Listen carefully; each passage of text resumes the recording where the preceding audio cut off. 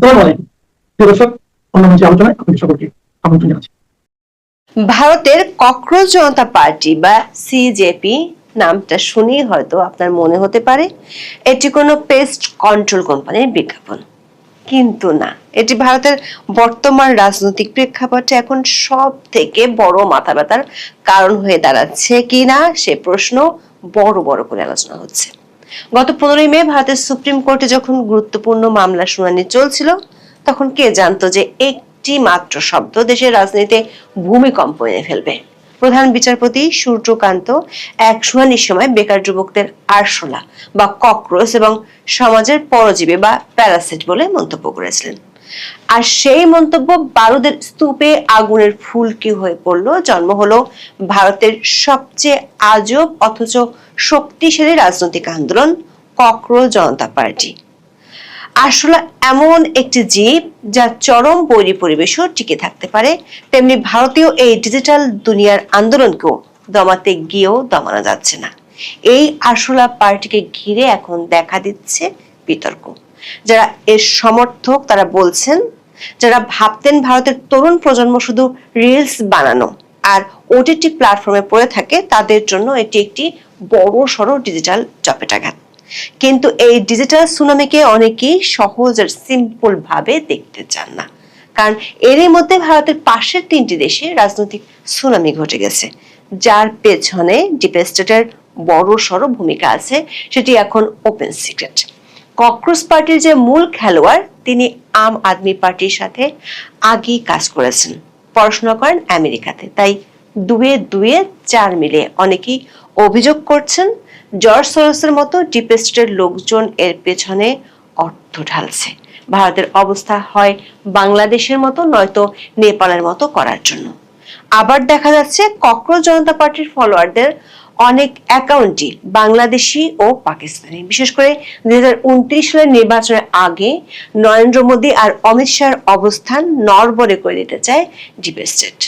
প্রশ্ন হলো, যে ডিজিটাল সুনামিতে ফলোয়ার সংখ্যায় বিজেপি আর কংগ্রেস কুপকাত হয়ে গেল, সেটি কি সত্যি কোনো মেঘ না চাইতে বৃষ্টির মতো, নাকি এর পেছনে আছে গভীর কোনো ষড়যন্ত্র?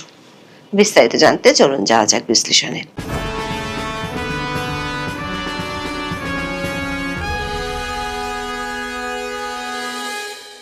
সব গল্পের একটা শুরু থাকে, আর ভারতের ককরোচ জনতা পার্টি গল্পের শুরু দেশটির সর্বোচ্চ আদালত থেকে।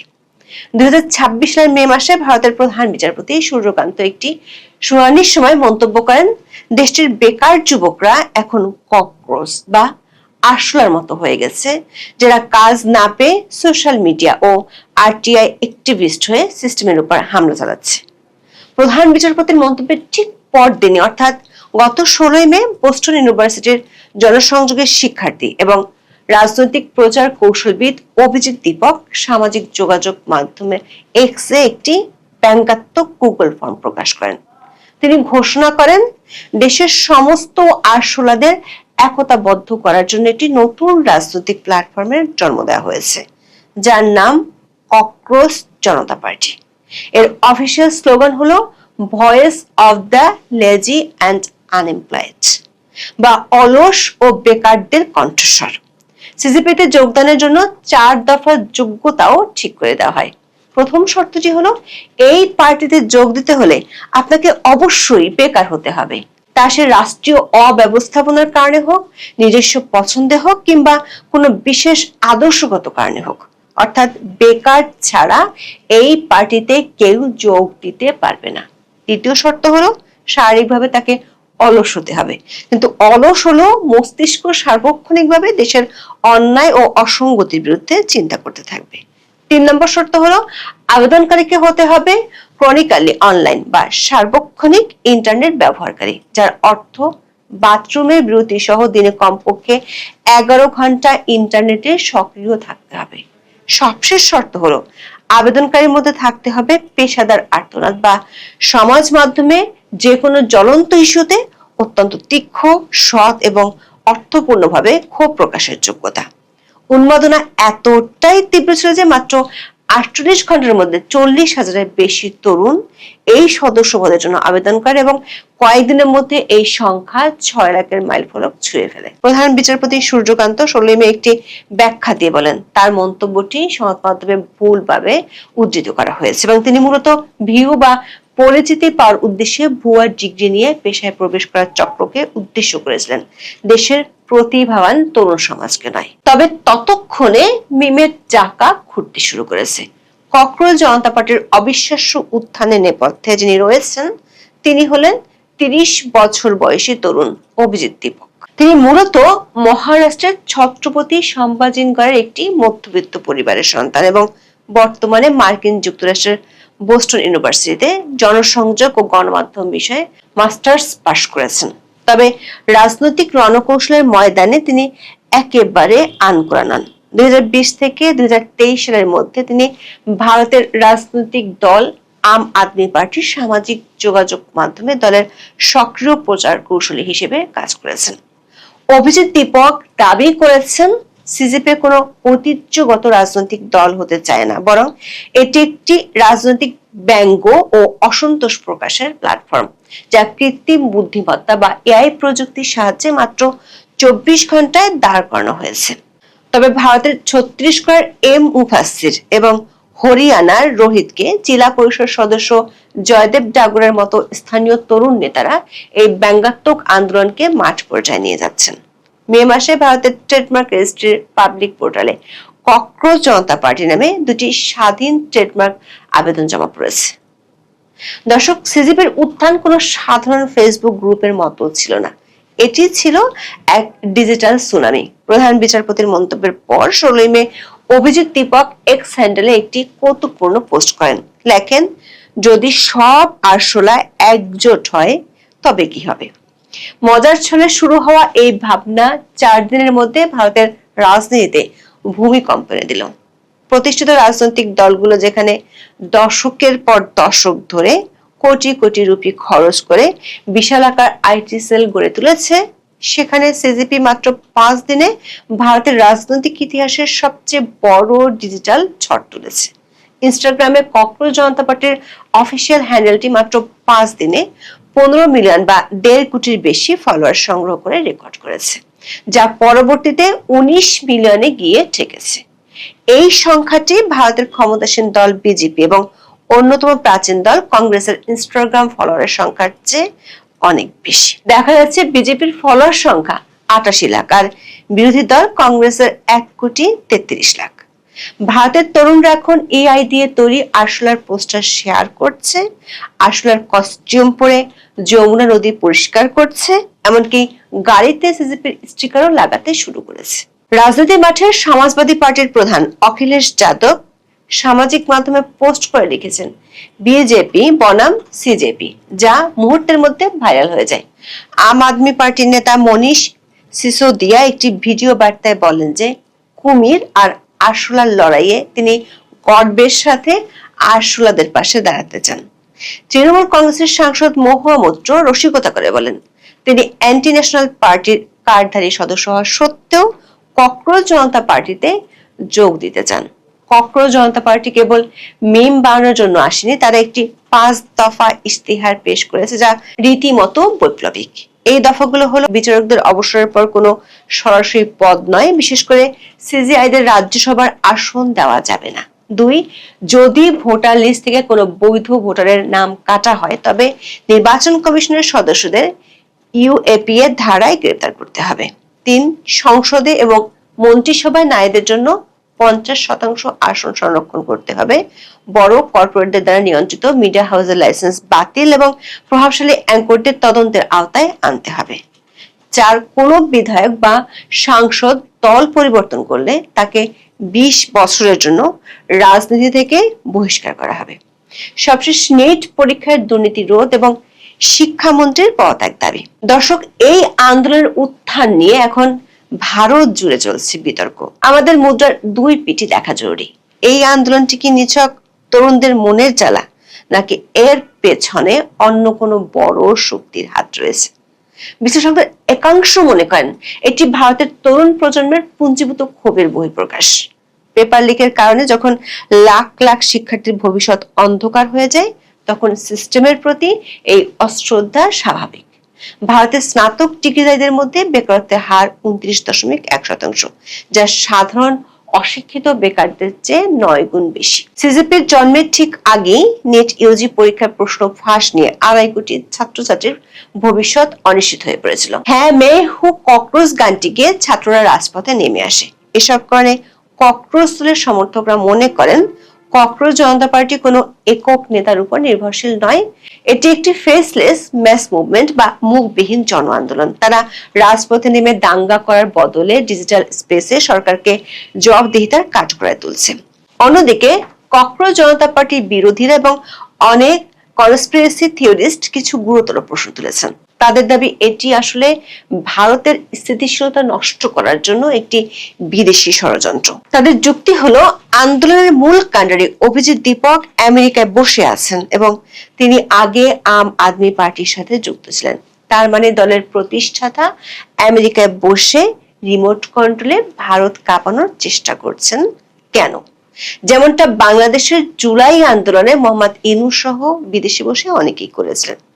ভারতীয় জনতা পার্টির সাংসদ দুবে সরাসরি অভিযোগ করেছেন এই আন্দোলনের পেছনে আম আদমি পার্টি, অরবিন্দ কেজরিওয়াল এবং বিশ্বখ্যাত দনকুবের জর্জ সরোসের সরোস ফাউন্ডেশনের অর্থায়ন রয়েছে। দর্শক, সরোসের প্রতিষ্ঠান যে দক্ষিণ এশিয়ার দেশগুলো বিশেষ করে ভারত, পাকিস্তান ও বাংলাদেশে রেজিম চেঞ্জের জন্য কারি কারি টাকা ঢালে তা এখন একেবারেই ওপেন সিক্রেট। বাংলাদেশেও দেখা গেছে ইউনূস এবং তার ফাউন্ডেশনের অর্থের যোগানদাতা এই সরোস। জর্জ সরোস এবং তার ছেলের বিরুদ্ধে বড় অভিযোগ হলো তারা এই উপমহাদেশে একটি খ্রিস্টান রাষ্ট্র প্রতিষ্ঠা করতে চায়।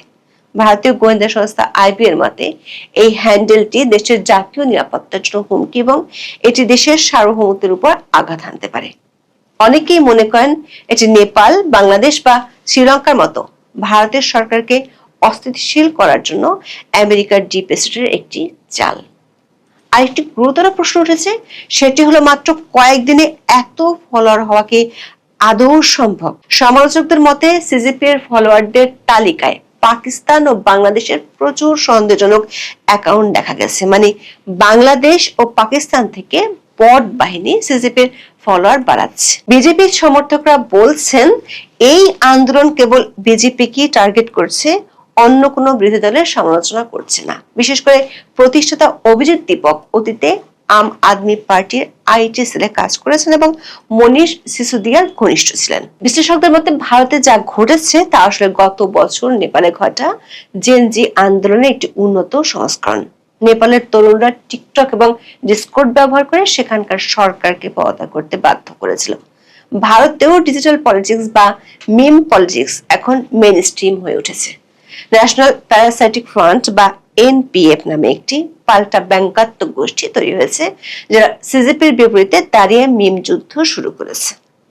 ভারত সরকার সিজিপির এক্স অ্যাকাউন্ট ব্লক করে দিলেও অভিজিৎ দীপক দমে যাননি। তিনি নতুন অ্যাকাউন্ট খুলে ঘোষণা করেছেন, তেলাপোকা ফিরে এসেছে, আমাদের কি এত সহজে ভাবলেন সরিয়ে দেবেন?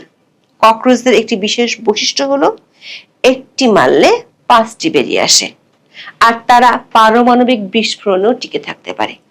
আশুরাদের শক্তি হলো তাদের সহ্য ক্ষমতা, তাদের একটি মারলে আরো 10টি জন্ম দেয়। দর্শক, ভারতের রাজনীতিতে এখন এক অদ্ভুত সন্ধিক্ষণ, কারণ এখন লড়াই আর জনসভা নাই, লড়াই হচ্ছে ইনস্টাগ্রাম রিলসে। এটি স্রেফ একটি মিম বা মজার খেলা হিসেবে শুরু হলো, এখন ছড়িয়ে পড়ছে ব্যাপকভাবে। শেষ পর্যন্ত অটল বিহারী বাজপেয়ী সেই অমর কথাটি মনে পড়ে, সরকার আসবে, সরকার যাবে, কিন্তু ভারত যেন টিকে থাকে। এখন দেখার বিষয় ভারতের শক্তিশালী প্রশাসন এই ডিজিটাল কিট মোকাবেলা করতে গিয়ে পেস্ট কন্ট্রোল নাকি আলোচনার পথ বেছে নেয়। ভারতের এই ডিজিটাল আরশোলারা দেশটাকে করতে সাহায্য করে নাকি কেবল ধ্বংসের বার্তা বাহক হয়ে থাকে। এখন এ পর্যন্ত, সবাই ভালো থাকুন, সুস্থ থাকুন, নিরাপদে থাকুন। দেখা হবে আগামী পর্বে। আসসালামু আলাইকুম ওয়া রাহমাতুল্লাহি ওয়া বারাকাতুহু। সম্মানিত দর্শক, বর্তমান সরকারের জামানাতে প্রায় সব ক্ষেত্রে, প্রায় বলতে কি 100% ক্ষেত্রে চাঁদাবাজি, দলবাজি, দুর্নীতি, অনিয়ম, বিশৃঙ্খলা, মবতন্ত্র, মববাজি, যা কিছু মন্দ এ সমাজে বহুকাল ধরে চলে আসছে, এটাই এখন সর্বোচ্চ পর্যায়ে আছে। অন্যদিকে এই সকল মন্দ বিষয় সমাজ ধারণ করার জন্য, রাষ্ট্র ধারণ করার জন্য যে একটা শান্তিপূর্ণ পরিবেশ দরকার, যে একটা উন্নয়ন দরকার, এটি নামতে নামতে এমন একটা পর্যায়ে চলে গেছে যে প্রত্যেকটা মানুষের দেয়ালে পিঠ থেকে গেছে। রাষ্ট্র পরিচালনায় সরকারেরও কিন্তু দেয়ালে পিঠ থেকে গেছে, তার হাতে কোনো টাকা নেই। ফলে টাকা উপার্জনের জন্য সরকার এমন এমন জায়গাতে হাত দিয়েছে আগামী বাজেটে, যেটি দরকার কিন্তু নজিরবিহীন। আবার এটি সামাল দেওয়া সরকারের জন্য সত্যিকার অর্থে কঠিন একটা বিষয় হয়ে দাঁড়াবে। এই বিষয়গুলি নিয়ে সংক্ষেপে আলোচনা করব, কিন্তু তার আগে যেটা বলে নেই সেটা হলো যে আমাদের এই সরকারি প্রশাসনে, military, judiciary, civil service, police, সব ক্ষেত্রে আওয়ামী লীগ জমানাতে যে দলবাজি হয়েছিল তার চেয়ে আরো নির্মম এবং নিষ্ঠুর দলবাজি হয়েছিল ইউনূস জমানাতে। আওয়ামী লীগের লোকজন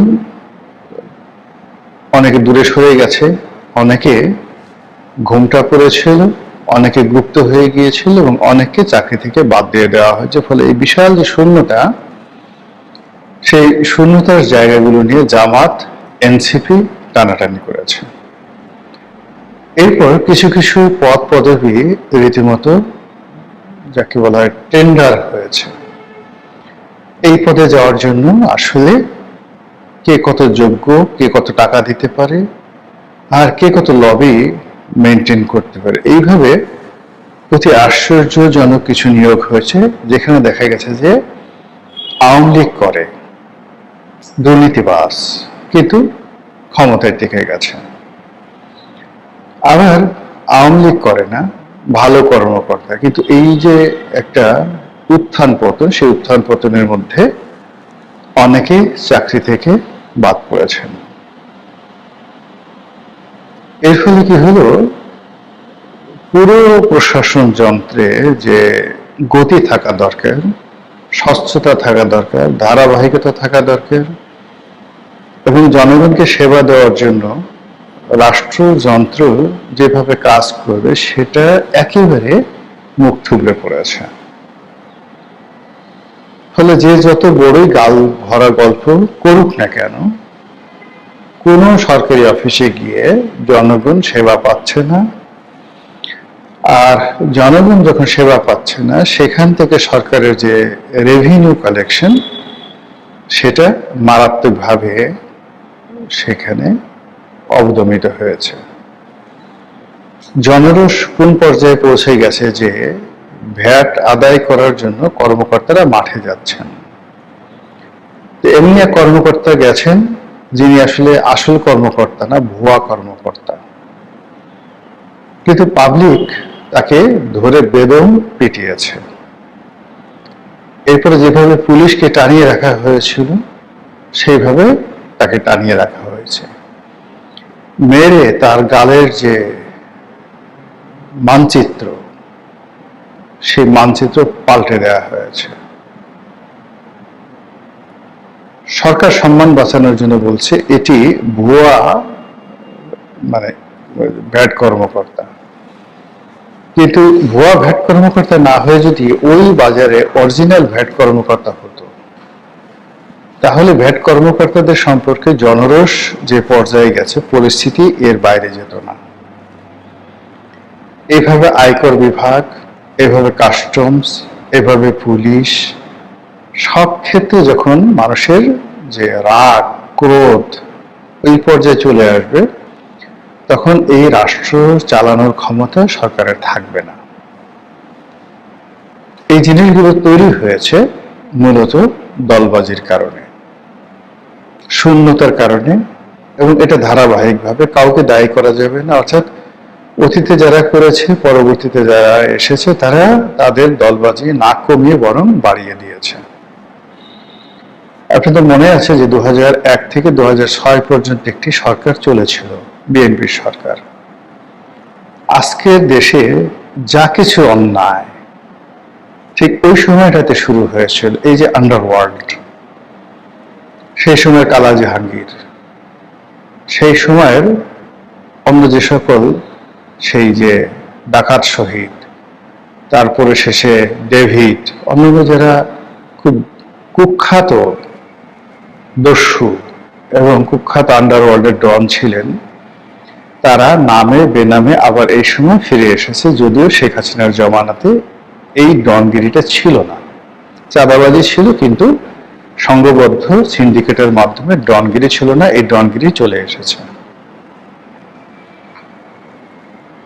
ওই সময়টাতে প্রথম ব্যাংক পাড়াতে একজন বাকের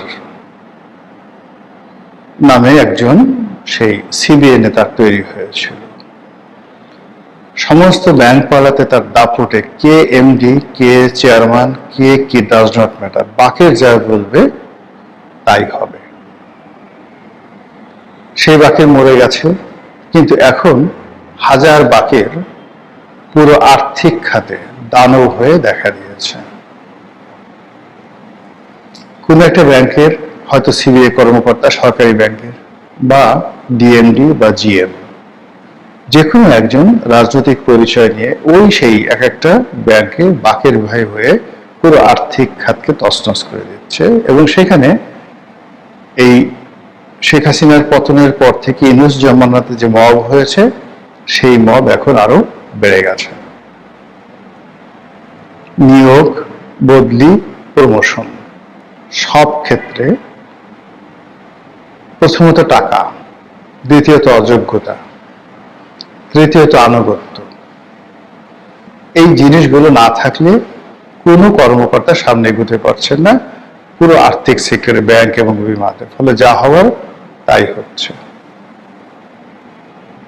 সরকারে যারা মন্ত্রী রয়েছেন, তাদের কারো কথা মানে সামনে যখন আসছে সেটা ট্রল হয়ে আসছে, নেতিবাচক অর্থে আসছে, ঠাট্টা মশকরার জন্য আসছে। কিন্তু সরকারের কথা মানে মন্ত্রী বা এমপি কোনো গুরুত্বপূর্ণ কথা বলেছেন, সেই কথার ব্যাপারে দেশের প্রেস এন্ড মিডিয়া যারা আছেন তাদের দৃষ্টি আকর্ষণ হয়েছে, এবং জনগণ তাদের কথা শুনেছে। এরকম সিঙ্গেল ঘটনা গত এই 2 মাসে ঘটেনি। ইউনূস জামানাতে যেভাবে প্রেস সেক্রেটারি শফিক সাহেব, আলী রিয়াজ, বদিউল আলম মজুমদার, এই মানুষগুলো কথাবার্তা বলতেন, এগুলোকে মিডিয়ার সামনে আনতে অ্যাজ এ নুইসেন্স হিসেবে, যেন এদের সম্পর্কে মানুষের রাগ হয়, এদের কথা শুনলে মানুষ ক্রোধান্বিত হয়, এবং এদের কথা শুনলে লোকজন ইউনূস সাহেবের উপর রাগ হয়ে যায়। এই জমানাতেও একই ঘটনা ঘটছে।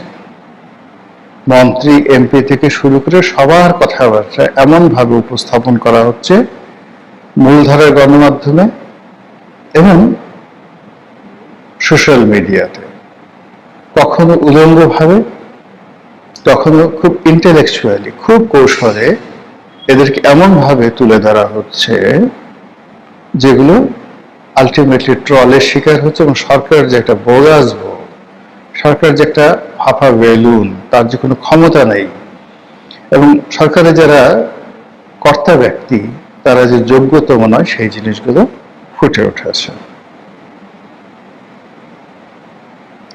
প্রধানমন্ত্রী পদে জনাব তারেক রহমান সাহেব আছেন, কেবলমাত্র তার কথাবার্তা মিডিয়াতে আসছে, কিন্তু তার কথার মধ্যে চমক বেশি, আশ্বাস বেশি, স্বপ্ন বেশি, দিক নির্দেশনা নেই। আর তার কোন একটি বক্তব্য টু দি পয়েন্টে, as a order, as a royal order, রাজকীয় অর্ডার হিসেবে এটি বাস্তবায়িত হয়েছে, এরকম কোনো নজির নেই। ফলে কি হচ্ছে, তিনিও কিন্তু ট্রলের শিকার হচ্ছেন, প্রচন্ডভাবে ট্রলের শিকার হচ্ছেন তিনি এবং তার পরিবার। এরপর আমরা চাঁদাবাজির দিকে আসি। সারা ঢাকা শহরে চাঁদাবাজি একটা পুরনো রোগ। এই রোগ এখন রীতিমতো ক্যান্সার রূপে ছড়িয়ে পড়েছে। এই রোগ একই সঙ্গে ক্যান্সার, মরণঘাতী ক্যান্সার। এর থেকে মানে এই চাঁদাবাজরা যদি আপনাকে টার্গেট করে, চাঁদা আপনাকে দিতে হবেই। ক্যান্সার যেভাবে আপনার দেহকে আক্রমণ করে, রেডিয়েশন ছাড়া আপনি কখনো এদেরকে ছাড়াতে পারবেন না। এবং কখনো কখনো দেখা যাচ্ছে যে ক্যান্সার এমন ভাবে আপনাকে আক্রমণ করে যে রেডিয়েশন দিলেও কাজ হবে না, আপনি মরে যাবেনই। এভাবে আমাদের সমাজে এখন চাঁদার জন্য সিন্ডিকেট হয়েছে, চাঁদার জন্য লাইসেন্স হচ্ছে, চাঁদার জন্য কার্ড তৈরি হচ্ছে, আইডেন্টি কার্ড তৈরি হচ্ছে, চাঁদাবাজদের গডফাদার তৈরি হচ্ছে, তার সঙ্গে অন্য সবাই জড়িত হয়ে গেছে। পুলিশ থেকে শুরু করে অন্য সরকারি অফিসে যে দলবাজি হচ্ছে,